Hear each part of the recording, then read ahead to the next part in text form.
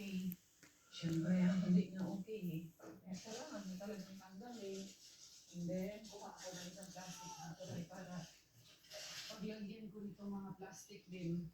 Plastic, ilalagay ang plastic sa plastic. No, kaya medyo magastos din kami sa mga ganitong plastic. Eh, syempre, mag-invest ka rin naman para sa mga crushes ko rin dito sa mga nakukuha. O, ayun. May mga crush din tayo. Pero yung iba, ito mga waste natin. Nagsisegregate din naman po kami dito. Meron kami mixed waste at bio waste. Yan. There you go. Yan. Ito. Ang plastic.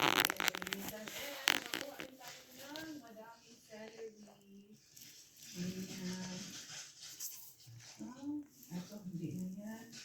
And then, meron din tayong nakuha. May ako na pag-aanuhin, ilabas ko na lang nila lahat kasi alam ko nag-aantay kayo at gusto nyo na rin makita yung ating mga harbat.